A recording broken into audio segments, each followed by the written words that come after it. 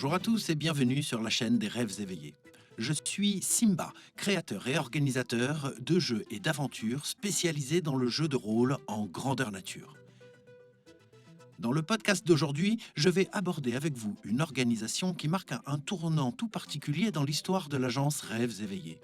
La création et la mise en place du tout premier séjour jeunesse jeu de rôle grandeur nature sur la thématique du collège de magie. Si vous ne connaissez pas le jeu de rôle en grandeur nature, je ne saurais que trop vous inviter à écouter le podcast La Brigue Baptême du Feu, où je vous raconte ma rencontre avec cette activité extraordinaire. Le lien apparaît à l'écran et sera reporté dans la description du podcast. Le témoignage d'aujourd'hui nous projette aux alentours de l'année 2005. L'agence Rêves éveillés est encore jeune, bien que je cumule déjà à ce moment-là une dizaine d'années d'expérience au compteur de mes organisations. Je réalise déjà à l'époque nombre de jeux de rôle grandeur nature à l'intention des adolescents et préadolescents sur des thèmes et dynamiques diverses et variées. Lorsqu'une coalition de clients et partenaires réserve une colonie de vacances et rassemble plus ou moins 80 enfants de 9 à 17 ans pour mutualiser leurs moyens sur une aventure qu'ils souhaitent plus imposante, plus impressionnante et conséquente que celle commandée jusque-là. Il s'avérera qu'une fois l'aventure commencée, nous réaliserons que l'une des structures embarquait avec elle une dizaine d'enfants de 6 à 9 ans, ce qui globalement ne fut que moyennement problématique, bien que certaines mises en scène auraient dû être réajustées. Je vous raconte après de quelle façon cela nous impacta. Nous fîmes le choix d'organiser cette aventure sur la thématique du collège de magie inspirée par la saga Harry Potter. Cette organisation fut un tel succès que nous poursuivîmes l'aventure sur une décennie entière. Vous me pardonnerez par avance la longueur de ce podcast, mais je souhaite partager avec vous tant la structuration et la dynamique scénaristique de ce projet, plus complexe que celle présentée dans le podcast sur l'organisation d'aventures en pleine nature, voir le lien qui apparaît à l'écran et dans la description, mais aussi parce que certains aspects dans la configuration des cours et ateliers déployés, je souhaite aussi vous en parler, avec quelques témoignages de mise en scène qu'il me semble pertinent de partager avec vous, que vous soyez amateur, passionné, organisateur ou animateur, car nous parlons ici d'encadrement jeunesse aussi. Au vu de la quantité de sujets que je souhaite aborder, je vais tenter d'être plus dynamique dans mon parler. J'espère que ce podcast vous plaira et vous intéressera tout autant que son sujet me passionne. Nous voilà partis pour un séjour jeu de rôle grandeur nature collège de magie avec une bonne centaine de participants, enfants et adultes, une écriture scénaristique que nous voulions des plus complètes, une structure de type colonie de vacances à entièrement customisée pour l'immersion, de nouveaux ateliers à développer et tout un tas de nouvelles mises en scène à réaliser, avec son lot de succès et de remises en question aussi. Concernant l'organisation de l'ensemble de la centaine de personnes présentes, il allait falloir que je prenne en considération un certain nombre de prérogatives imposées par les rôles et devoirs professionnels des personnes présentes, tout en me permettant, comme à mon habitude, de bousculer les règles empiriques du milieu de l'encadrement jeunesse, histoire de faire les choses à ma sauce, facilitant ainsi non seulement la structuration du jeu, mais aussi l'intégration de mes propres méthodes et approches pédagogiques. Si le sujet des méthodes et dynamiques pédagogiques d'encadrement jeunesse que j'ai développé ces 25 dernières années vous intéresse, c'est avec un grand plaisir que je pourrai dédier un podcast ou plusieurs sur le sujet dans l'avenir. Si c'est le cas, dites-le moi en commentaire. S'il vous plaît, allez-y, commentez-moi les vidéos.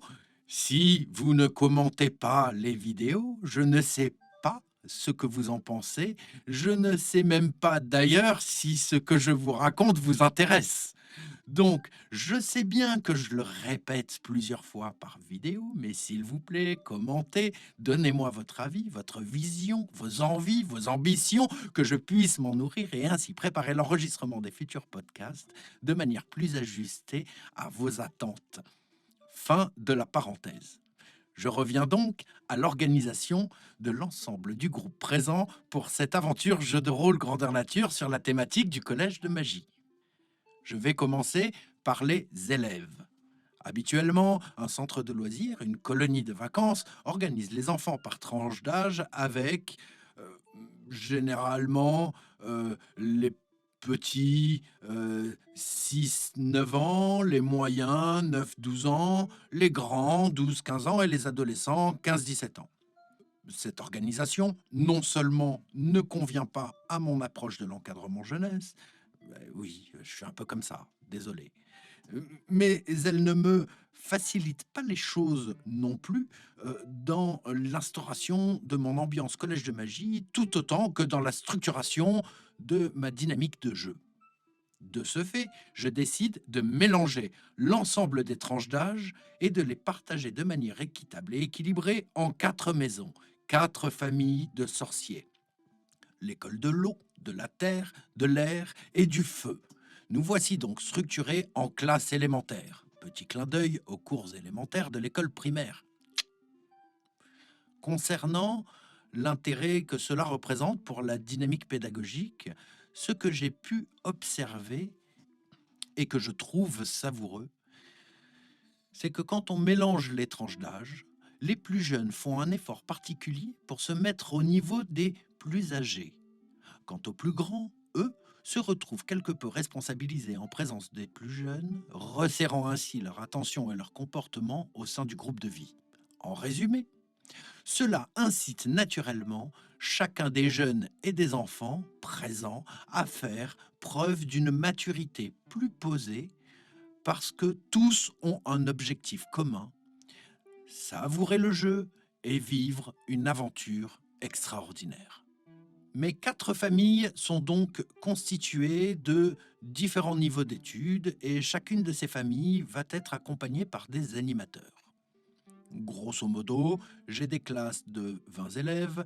euh, pour chacun des groupes élémentaires, je vais avoir 2 animateurs qui vont les suivre partout.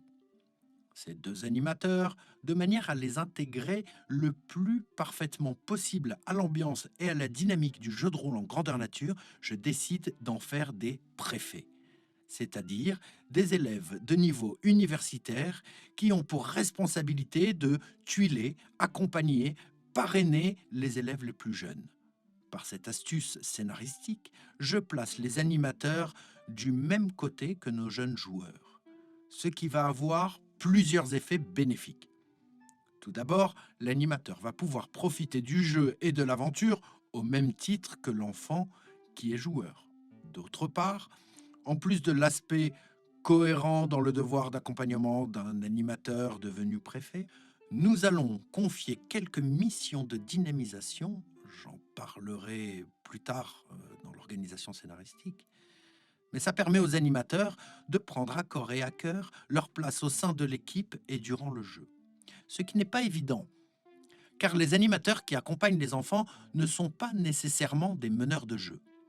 L'animateur est formé, diplômé et préparé pour assurer la sécurité physique, morale et affective de l'enfant, avant tout, mais pas que. Il en est responsable. C'est un professionnel de l'encadrement jeunesse. Là où le meneur de jeu appartient à une équipe de l'agence Rêves éveillés spécifiquement formée à la menée de jeux de rôle grandeur nature, ayant devoir d'une parfaite maîtrise non seulement de l'ensemble des intrigues scénaristiques, mais aussi des équipements et des dynamiques de jeu mises en place. La formation n'est pas la même. Le rôle au sein de l'aventure n'est pas le même. Bien qu'aujourd'hui, je demande aux meneurs de jeu d'être aussi formés au rôle d'animateur, à l'époque, ça n'était pas nécessairement le cas. Le rôle de chacun au sein de l'équipe d'encadrement est ainsi clairement défini et partagé. Puisque je vous parle des meneurs de jeu, les meneurs de jeu, eux, vont former au sein de l'équipe le corps professoral du collège de magie, c'est-à-dire qu'ils vont interpréter les différents professeurs au sein de la structure. Chaque famille de sorciers se retrouve donc avec 2 préfets, les animateurs, plus un professeur principal qui sera le meneur de jeu accompagnant référent de la classe. Les équipes de direction présentent, il me semble qu'il s'agit à ce moment-là de 4 ou 5 personnes, un directeur pour chacune des structures territoriales, plus un coordinateur pour l'équipe de meneurs de jeu. À cette équipe se rajoute un logisticien en charge de la préparation des équipements pour l'ensemble des cours et des activités, ce qui facilite un peu les choses.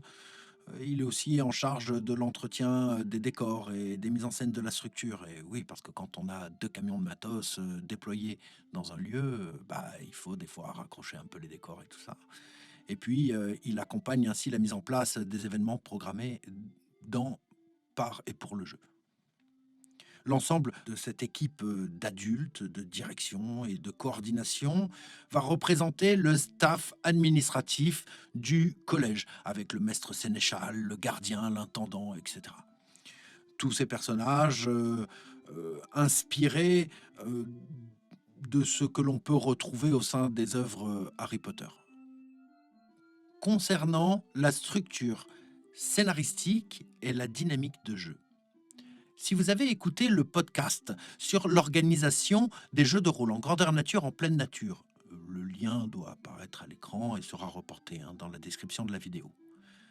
Si vous avez écouté ce podcast, vous savez que la structure de base d'organisation est la suivante. On a un grand scénario événementiel qui ne peut être enrayé, que les joueurs ne peuvent que subir, vivre et traverser, et qui concerne absolument tout le monde. Il y a un scénario destiné à chacun des groupes constitués. Donc ici, nous avons 4 classes. De fait, chaque classe va avoir un parcours scénaristique qui lui est propre.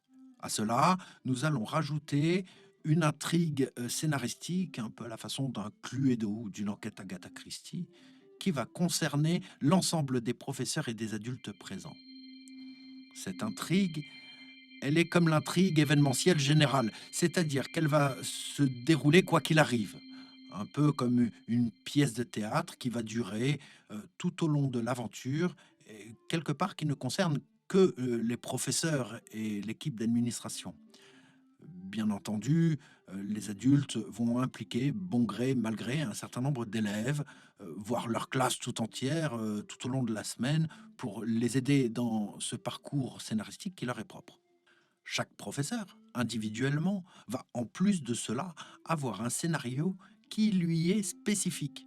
À lui de le mettre en place, d'en dérouler le contenu. Le professeur d'alchimie fait des recherches sur une nouvelle potion, la professeure d'invocation cherche à dérober un artefact sacré du collège, etc.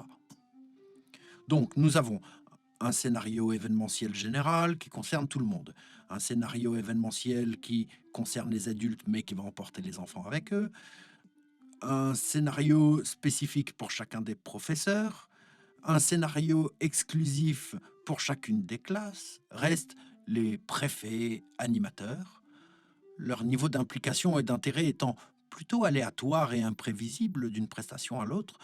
Je dessine pour eux une série de scénarios liés à des sociétés secrètes étudiantes. Qu'ils les mettent ou non en place, cela n'aura de toute façon pas grande incidence. En fait, si, s'ils les mettent en place, ça peut avoir grande incidence, mais s'ils sont désintéressés par le jeu et son contenu, cela n'abîmera pas notre aventure.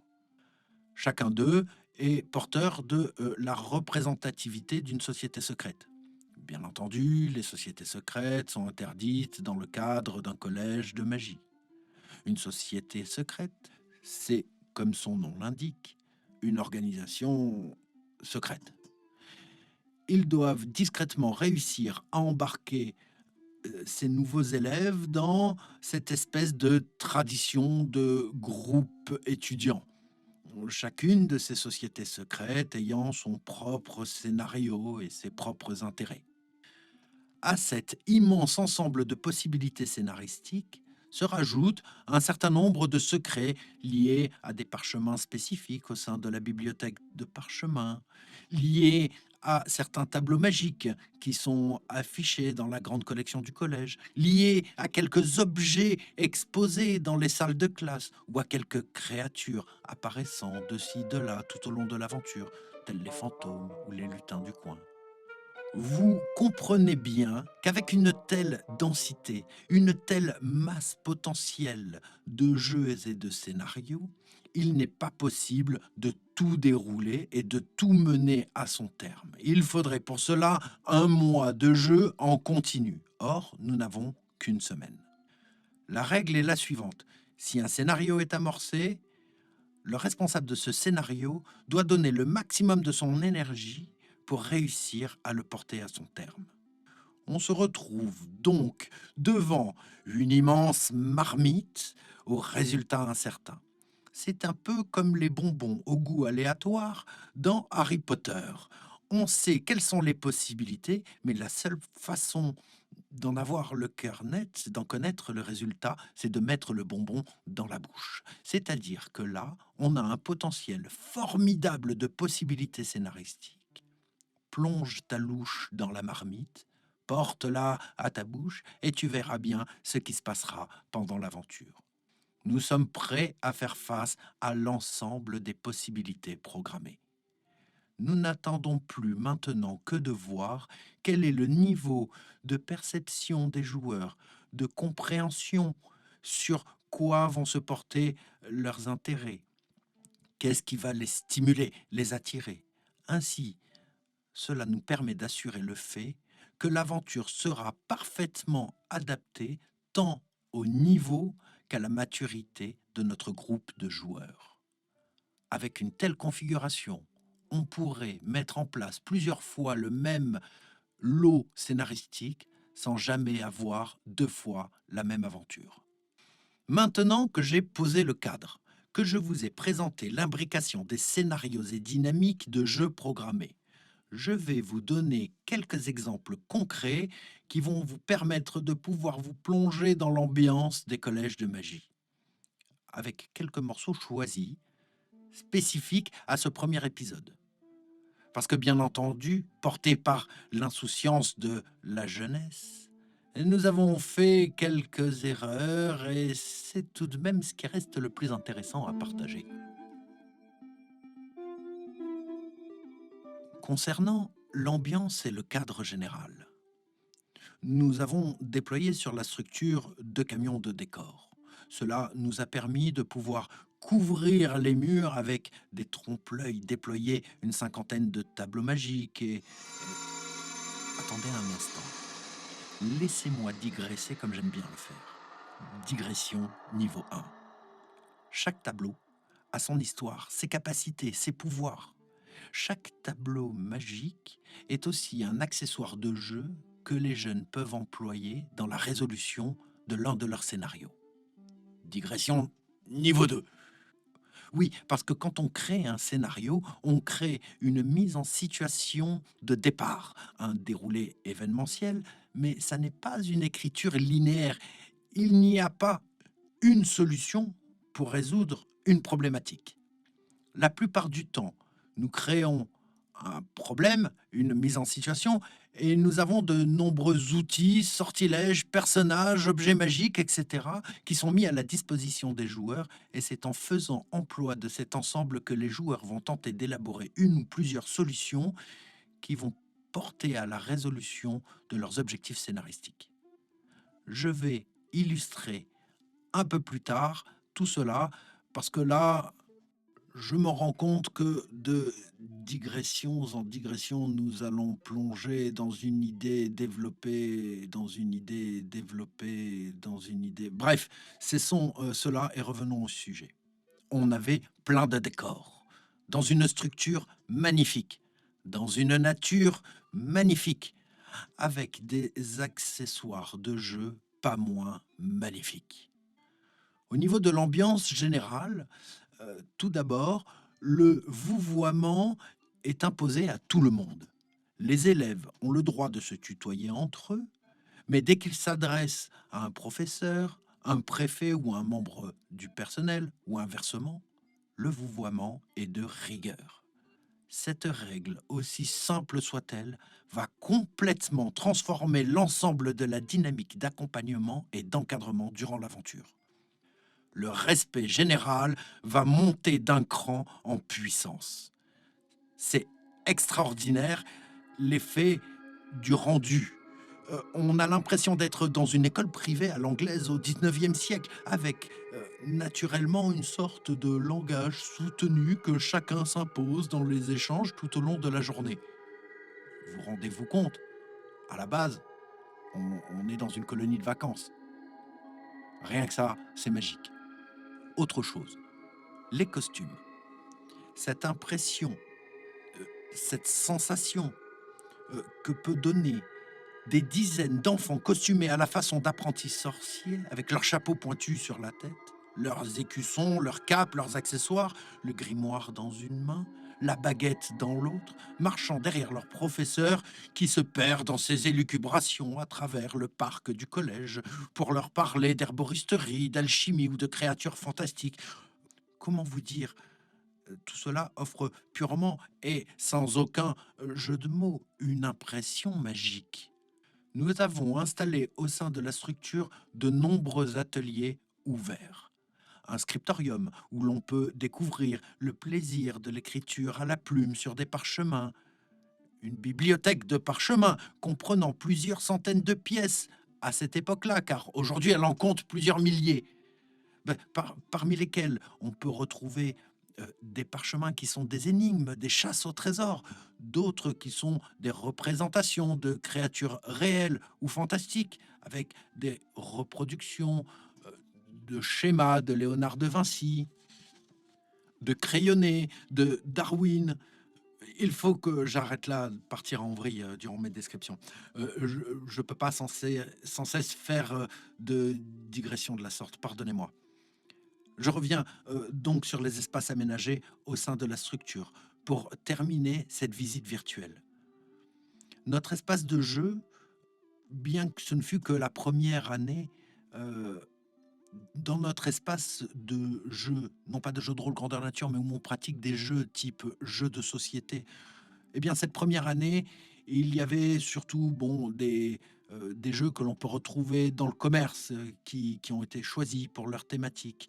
Mais au fur et à mesure du temps, nous nous sommes spécialisés et avons porté une grande attention à cela. Et nous avons remplacé tous ces jeux de société moderne par des jeux en bois, par des jeux en pierre, par des reproductions de jeux historiques.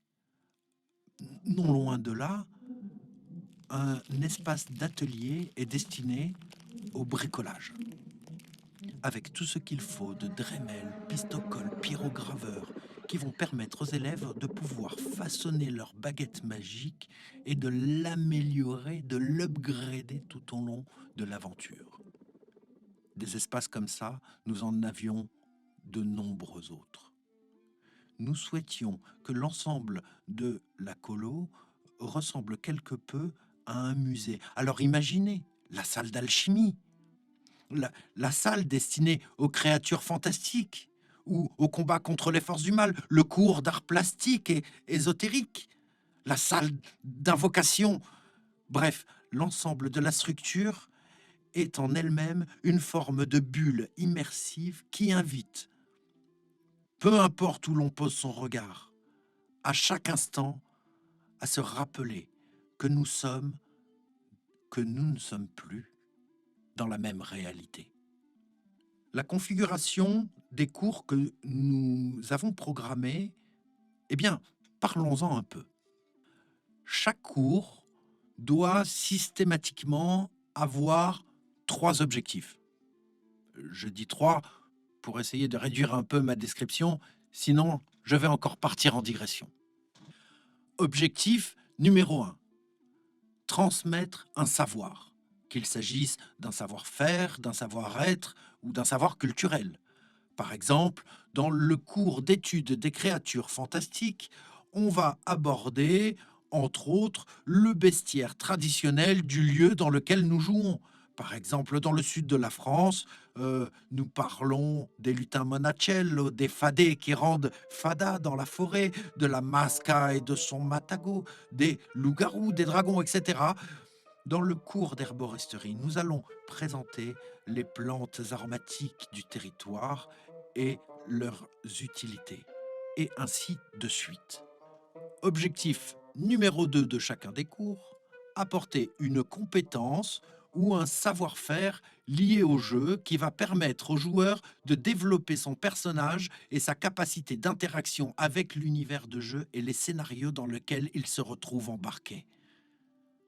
Dans le cours élémentaire, nous allons apprendre à manipuler les baguettes magiques et à lancer des sortilèges de l'air, de la terre, de l'eau ou du feu. Dans le cours d'alchimie, on va apprendre à assembler des potions. Une fois que la potion est assemblée, nous voilà équipés d'une potion magique que l'on peut utiliser dans le cadre du jeu, dans la dynamique d'un complot ou dans le dénouement d'une intrigue. Objectif numéro 3 de chacun des cours que nous mettons en place. Il faut que le cours soit à la fois une activité et un spectacle. Concernant l'aspect activité, je reviens sur l'herboristerie. Nous allons apprendre à constituer un herbier dans lequel nous allons tant intégrer de véritables plantes que les plantes magiques qui seront utiles durant le jeu. Durant le cours élémentaire de baguette magique, eh bien, nous allons faire du bricolage, apprenant ainsi à faire emploi des outils de l'atelier. Les élèves pourront ainsi y retourner sur leur temps libre pour peaufiner, améliorer, aménager leur baguette à souhait. L'ensemble des intérêts et des apports de chacun de ces cours est trop long pour que ici je puisse vous le lister. Mais si vraiment ce sujet vous intéresse, plutôt que me perdre sans cesse dans ma lutte de vouloir tant vous dire, eh bien rédigez-moi un commentaire de ce qui vous stimule. Je pourrais dédier l'enregistrement d'un podcast exclusivement sur le sujet des activités, des cours et des possibilités offerts par ce type de séjour. Je disais aussi que chaque cours, en plus d'être une activité, devait être une forme de spectacle. En effet, les meneurs de jeu ont un certain devoir de théâtralisation dans le déploiement de leur activité et de leur scénarisation. Et pour cela, nous avons un stock de jouets odieusement conséquent. C'est-à-dire qu'on a récupéré, par exemple, des créatures radiocommandées. On planque les télécommandes dans les salles de classe. Et comme ça, pendant les cours, les préfets peuvent animer l'environnement du professeur, tandis qu'il est en train de présenter son atelier. Nous avons travaillé aussi avec des spécialistes de l'illusion, la magie de scène, de spectacle, ce qui nous a permis de pouvoir faire l'acquisition de nombre de gadgets qui nous permettent de faire n'importe quoi pendant l'aventure. En gros, le but est que nous nous éclations, nous autant que les joueurs, de manière à assurer une sorte d'euphorie ludique qui nous charge tous en bonheur. Et puis si nous on s'amuse, on va forcément amuser ceux qui sont sous notre responsabilité. Autre sujet concernant le rôle des préfets et des sociétés secrètes qui leur sont confiées. Cette dynamique s'est avérée tellement extraordinaire que j'ai fini par la reporter sur la quasi-totalité des séjours jeunesse, jeux de rôle grandeur nature des années qui suivront, et cela peu importe leur thématique. Parmi les sociétés secrètes, je vais vous en donner 2 exemples. Nous avions le cercle des enchanteurs disparus, inspiré du cercle des poètes disparus. Il s'agit d'un groupe de sorciers qui, une fois que tout le monde est parti se coucher, se relève discrètement pour avoir l'équivalent d'une rallonge de veillée. Ils se retrouvent donc secrètement dans un endroit désigné, éclairés à la bougie. Ils vont entonner la lecture de poèmes magiques. Parmi les poèmes que nous avions, euh, la sélection de véritables poésies, telles que La Lune blanche de Paul Verlaine, Le Faune de Rimbaud et d'autres encore. La lecture de certains passages d'œuvres de fantaisie classique, où on allait retrouver, par exemple, des extraits de Tolkien ou des textes de Pierre Dubois. ainsi que certains autres textes complémentaires que nous avions nous-mêmes rédigés et qui allaient avoir une importance dans les différentes scénaristiques. La société secrète, tout comme les cours, elle aussi a trois objectifs. D'une part, elle doit avoir un apport pédagogique. Ici, dans l'exemple, c'est la découverte des textes classiques. En objectif numéro 2, elle doit avoir un intérêt dans sa mise en scène ou dans l'apport ou la dynamique sociale qu'elle va créer. Dans le cas présent, ces jeunes ont droit à une rallonge de veillée et ils appartiennent à un groupe secret. Appartenir à un groupe, c'est quelque chose que l'on recherche tous quand on est jeune. En troisième objectif, ils vont avoir en leur possession quelques clés scénaristiques et pourquoi pas des scénarios exclusifs qui leur seront dédiés. Dans le cas du cercle des enchanteurs disparus, ils avaient en leur possession tous les moyens de lutter contre, par exemple, les fantômes qui hantaient les couloirs du collège de magie, en ayant connaissance de leurs histoires, de leurs problématiques à travers les textes que nous leur avions confiés. Un autre exemple de société secrète. Nous avions les Malfoy, une troupe de mauvais élèves qui s'imposaient des défis en termes de sabotage durant les cours ou durant la vie quotidienne du collège. À qui ferait pire que son prochain? Ce qui me permet de pouvoir embrayer sur la description d'une mise en scène que nous avions planifiée et qui s'avéra être une véritable catastrophe. Cette histoire commence durant un cours de présentation des tableaux magiques, mené par un professeur quelque peu maladroit, extravagant, tête en l'air. La classe chemine à travers les couloirs du collège de magie, d'un tableau à l'autre pour se voir conter l'histoire et les spécificités de chacune de ses œuvres. Voilà que notre classe s'arrête un instant devant un immense tableau. De souvenir, il s'agit d'un tableau qui doit faire 2 mètres de haut, représentant une caverne d'où l'on voit surgir de l'obscurité un troll préhistorique. Le troll blanc, ici représenté, est le dernier de son espèce. De manière à le protéger, à le sauvegarder, les institutions du ministère de la magie ont décidé de le capturer et de l'enfermer dans ce tableau magique. Son enfermement n'est pas définitif. Il est possible de le libérer grâce à un sifflet spécifique accroché à l'encadrement du tableau.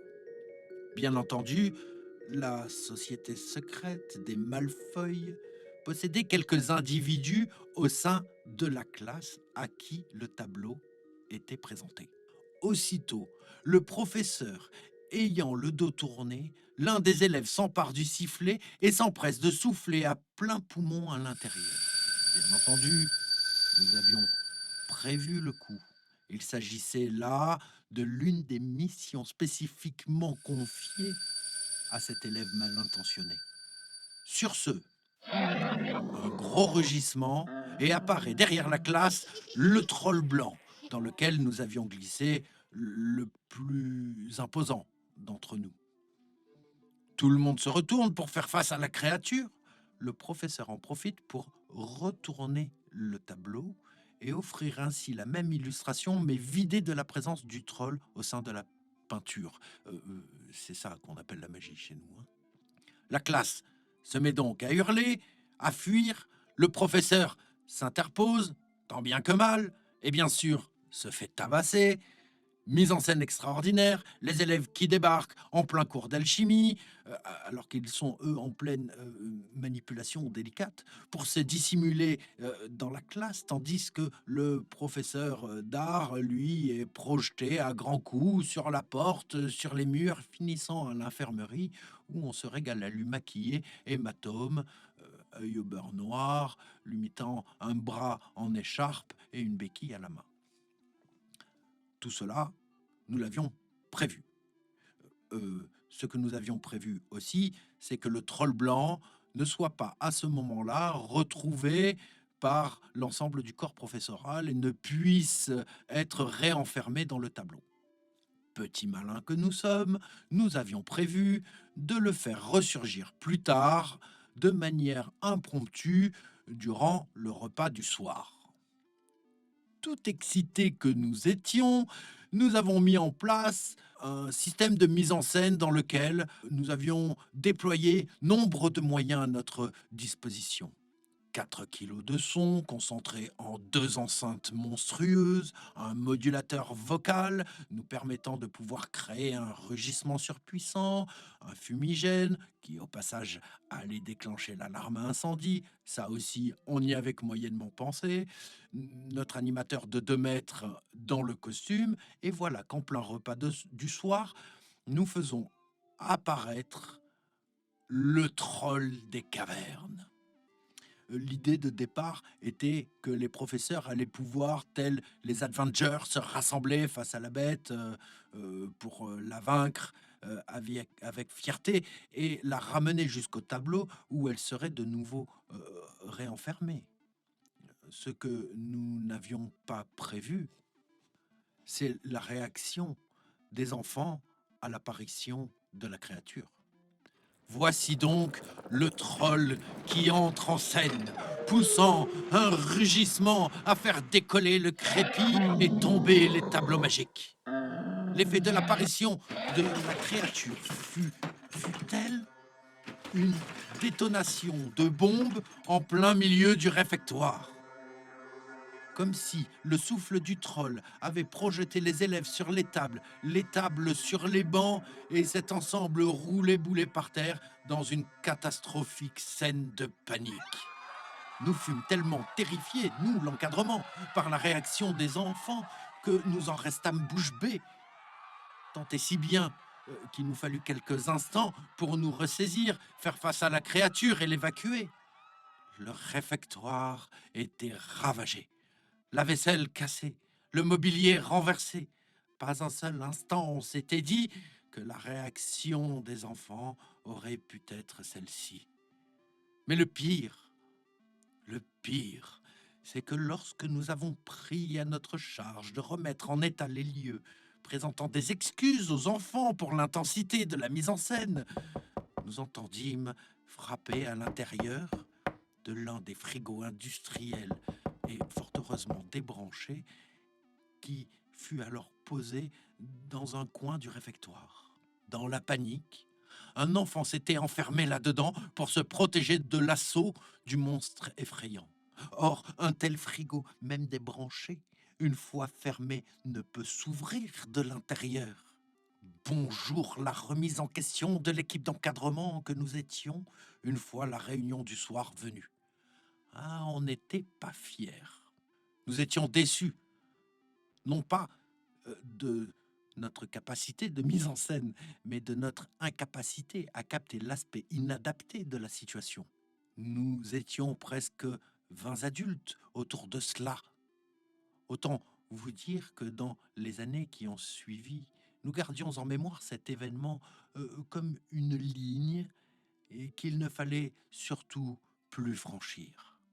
Mais dans la liste des erreurs qui nous ont nourris, il y en a une autre mise en scène bien volontairement préparée qui nous échappa totalement. Nous avions programmé une journée de cours en extérieur. L'ensemble des professeurs et de leurs classes se sont retrouvés dans le parc et les environs de la colonie pour offrir à leurs élèves une série de cours sous le soleil et dans la nature. Le professeur d'invocation, qui était un mage noir infiltré pour tenter de nuire au ministère de la magie, amena ses élèves dans un bosquet, soi-disant pour invoquer dryades et fées. Il sabote alors l'invocation de ses élèves, ce qui fait apparaître une créature issue de la mythologie scandinave que l'on appelle le Baraist. Un genre de chien troll à la fourrure rouge, au corps énorme, aux dents acérées, aux longues cornes, qui provoque la terreur même dans le cœur des Vikings les plus expérimentés. Nous avions bien pris soin de faire en sorte que dans cette classe, dans ce cours, soient présents quelques élèves, quelques joueurs expérimentés qui avaient déjà vécu des aventures scandinaves fantasy dans une ambiance viking et qui connaissaient la créature. Lorsque le monstre fut invoqué, par erreur, les élèves terrifiés se mirent à hurler et fuir en criant: pauvre fou, fuyez, fuyez, le Baraist! Cette créature est invincible et terrifiante, fuyez, fuyez! Le groupe sortit du bosquet en hurlant, traversant la fine équipe des arboristes qui étaient en train de compter fleurettes autour de quelques pâquerettes. Terrifiés, les élèves de ce cours embrayèrent le pas derrière ceux du cours d'invocation et se mirent à fuir en levant les bras et en hurlant: fuyez, fuyez!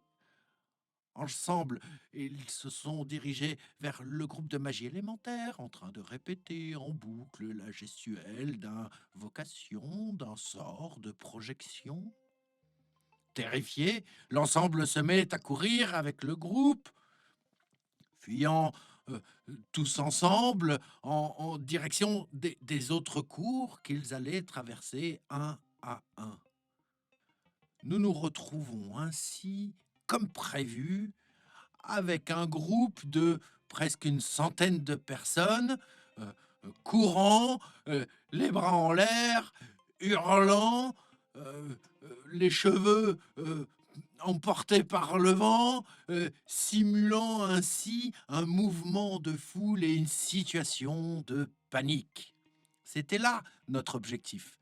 Nous souhaitions simuler ainsi une peur collective, nourrie seulement par quelques individus, car en effet, il n'était qu'une petite pincée d'élèves à avoir vu apparaître le Baraist.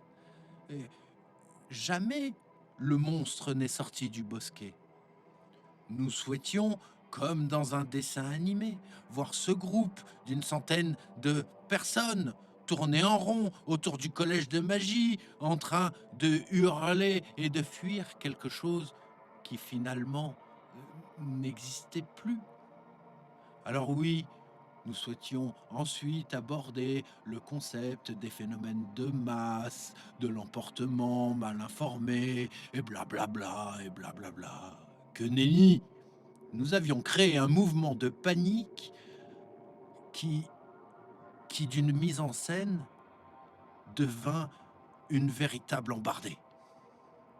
Voilà que des enfants se mettent à pleurer, d'autres tombent sur ceux qui, devant eux, étaient déjà tombés. Et voilà que cela se met à fuir en tous sens et que nous finissons par avoir du mal à arrêter cette masse paniquée. Mais quelle catastrophe, quel désastre, quel échec de notre part que d'avoir ainsi inutilement fait vivre à ces enfants une scène de panique. Une fois de plus, la réunion du soir fut une immense remise en question. Bonjour, la ramaille qu'on s'est mis. En même temps, faut bien faire des erreurs pour s'en nourrir, apprendre et progresser. Mais à quel prix? Je fus tellement désolé par ce désastre que plus jamais un tel alignement des astres n'allait me pousser à réinstaurer ce type de mise en scène, ni avec des enfants, ni avec des adultes. Un tel mouvement de masse représente un potentiel de danger beaucoup trop grand et une gamme de sentiments et d'émotions que nous ne souhaitons pas faire vivre et partager. Cela n'a finalement aucun intérêt. Aujourd'hui, très clairement, la scène, nous en rappelons comme d'un instant tout de même drôle qui nous ramène un peu aux émissions de Benny Hill du dimanche qui ont bercé pour certains d'entre nous notre enfance. Mais le son, il y a eu, et le son, nous avions alors intégré et retenu. Je trouve ça plus intéressant de partager avec vous en détail nos erreurs que nos réussites. Mais des réussites, il y en a eu de nombreuses et des mises en scène, nous en avons eu d'incalculables qui furent, des merveilles, des splendeurs. Dites-moi en commentaire si, ce type de témoignage, d'événements, plus positifs quand même, liés au collège de magie, vous intéresse. Car, ce podcast est déjà beaucoup trop long et je vais m'arrêter là. Mais je pourrais encore des heures et des heures vous raconter ce que nous avons vécu et traversé avec la chambre des secrets, la coupe du grimoire de feu, ou cette fameuse fois où nous avons organisé un collège de magie pour Halloween dans un établissement de nécromancie.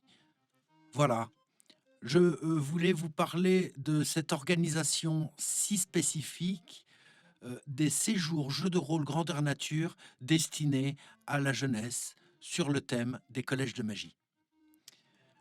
Je souhaitais m'attarder sur ce premier épisode, qui fut, tellement finalement, et malgré nos quelques erreurs, qui fut tellement une réussite, que nous en avons réorganisé tant d'autres dans la décennie qui a suivi.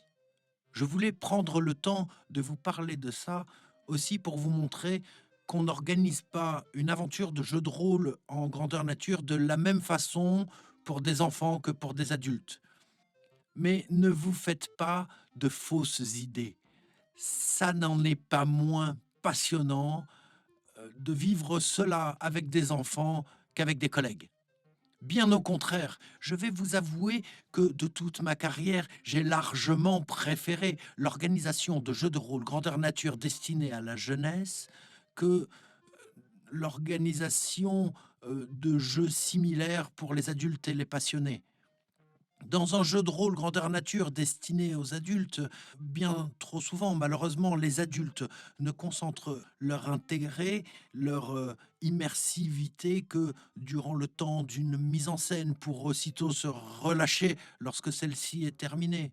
Sans vouloir mal juger, bien souvent, un jeu de rôle grandeur nature pour les adultes peut finir par ressembler à un camping costumé entre collègues, tandis qu'organisé avec des enfants, l'immersion de manière hallucinante et constante, permanente et continue.